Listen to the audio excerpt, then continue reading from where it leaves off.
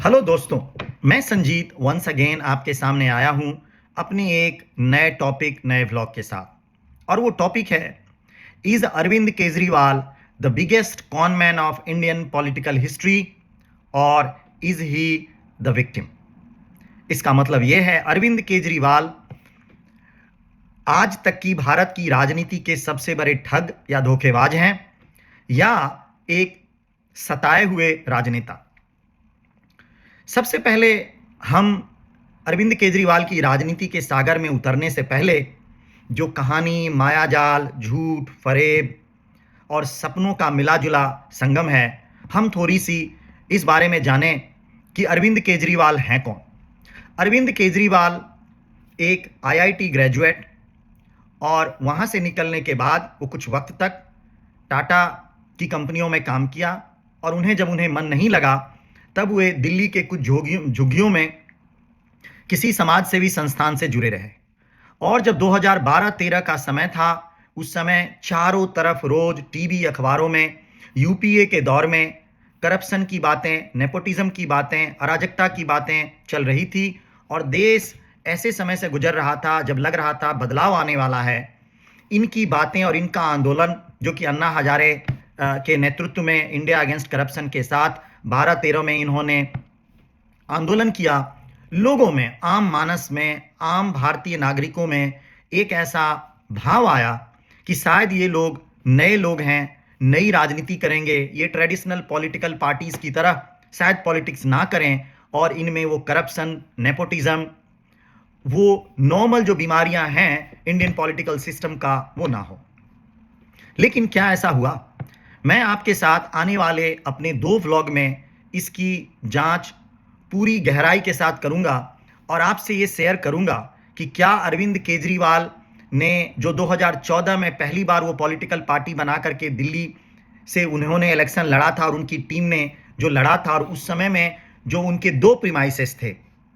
पहला प्रीमाइसेस कि political system में पूरी तरीके से ट्रांसपेरेंसी होगी, नेपोटिज्म नहीं होगा, और दूसरा क्रूसेड अगेंस्ट करप्शन। क्या इन दोनों पे वो कुछ भी उतर पाए? क्या उन्होंने कुछ भी डिलीवर कर पाया? मैं आपके साथ 5 स्पेसिफिक पॉइंट शेयर करूंगा और वो स्पेसिफिक पॉइंट ऐसे होंगे जो 2014 में और 2014 से पहले अरविंद केजरीवाल और इनकी टीम ने, आम आदमी पार्टी ने लोगों को सपने दिखाए थे। उस सपनों के बेस पे उन्हें वोट मिला था और जब वो सत्ता में आए, रादर उन्हें दोबारा सत्ता मिला, 2 बार सत्ता मिली, तो क्या उनमें से एक भी कमिटमेंट को, जो प्रीमाइसेस है, क्या वो फुलफिल कर पाए? और मैं आपसे वो शेयर करूंगा और फिर आप डिसाइड करोगे कि नहीं, अरविंद केजरीवाल एक विक्टिम है या अरविंद केजरीवाल एक biggest cone man of Indian political history है। हालांकि ये 2 व्लॉग होगा, लेकिन मैं आपके साथ इनिशियल 2 पॉइंट शेयर करना चाहता हूं। पहला, उनकी बातें थी राजनीतिक पारदर्शिता और भागीदारी। आलोचकों का कहना है कि व्यवहार में आप सरकार ने जितने भी वादे किए in regards to political corruption, उनमें से किसी को उन्होंने मेंटेन नहीं किया। जैसे आप ये जो रिसेंट, ये कल की घटना है जब उन्हें जेल जाना पड़ा, किस केस में?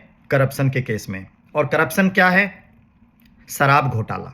और एक ऐसा शराब घोटाला जिसमें इन्हें और 11 लोगों ने, ये 1-2 लोगों नहीं, 11 टॉप लोगों ने, जो उन्होंने इनके साथ काम किए, सेक्रेटरी, जॉइंट सेक्रेटरी लेवल के लोगों ने, इन्होंने ये कबूल किया है कि Arvind Kejriwal main kingpin थे इस घोटाले का।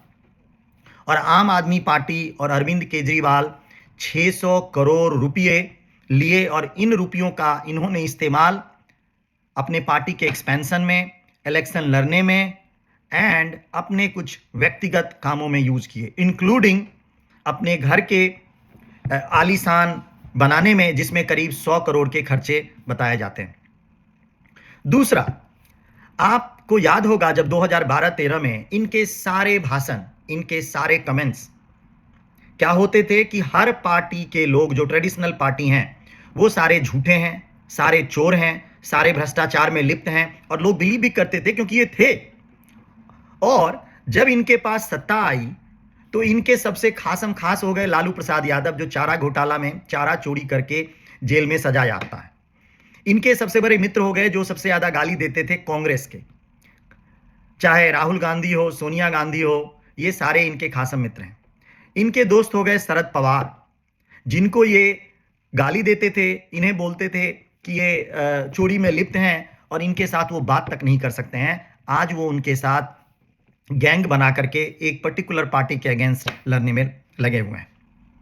जब इन्हें सत्ता नहीं मिली थी, इनके पास इनके कमिटमेंट होते थे कि वो बंगला नहीं लेंगे, वो सिक्योरिटी नहीं लेंगे, इन पे यदि कोई भी आंच आएगी करप्शन का तो ये सबसे पहले इस्तीफा दे देंगे, इन्हें जेल जाना एक्सेप्टेंस होगा। आज जब मैं आपसे बात कर रहा हूं, आज की मॉर्निंग में इनकी धर्मपत्नी इनके जगह आकर लोगों को संबोधित कर रही है। सबसे बड़ी बात यह है, ये इतनी बड़ी हिपोक्रेसी है और हम जैसे लोग इससे इतने डिसअपॉइंटेड हैं कि हम लालू प्रसाद यादव को बोलते थे कि इससे बड़ा कोई बड़ा घोटालाबाज नहीं, इससे बड़ा कोई पॉलिटिकल लीडर इससे नीचे नहीं उतर सकता है। क्यों? क्योंकि वो जब जेल गए तो अपनी पत्नी को चीफ मिनिस्टर बना के गए।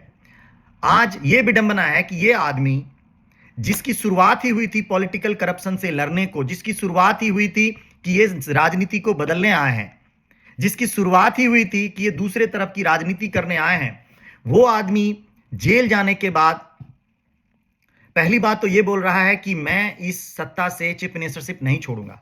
यदि इन्हें मजबूरन में छोड़ना पड़ा तो मेरी बात आप मानिए, ये लालू प्रसाद यादव, मायावती, मुलायम सिंह यादव, शरद पवार जैसे लोगों को भी बौने साबित कर देंगे अपनी ढिठाई के मामले में, अपनी सीनाजोरी के मामले में, अपनी बेशर्मी के मामले में, अपने धोखाबाजी के मामले में।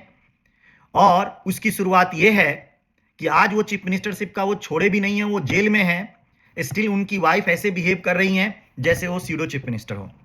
ये बहुत बड़ा लंबा टॉपिक है, मैं आपके साथ अगले ब्लॉग में कुछ स्पेसिफिक पॉइंट के साथ आऊंगा और मैं ये आपको बताऊंगा कि उन्होंने जितने भी वादे किए थे, जितनी भी कमिटमेंट की थी, कैसे उस सारे कमिटमेंट को उन्होंने सिर्फ झुटलाया नहीं, उससे बढ़ के उन्होंने टर्न लिया। और फिर आप डिसाइड करना कि अरविंद केजरीवाल रियली में विक्टिम है या वो सही में हिंदुस्तान की राजनीति के आज तक के सबसे बड़े ठग और धोखेबाज निकले। तब तक के लिए इतना ही, बहुत जल्दी अगले ब्लॉग में मिलेंगे। आपको यदि ये मेरा चैनल अच्छा लग रहा हो और आप चाहते हैं कि मैं इस तरह के कंटेंट आपके सामने लाऊं तो please like, share and subscribe. Till the time, thank you.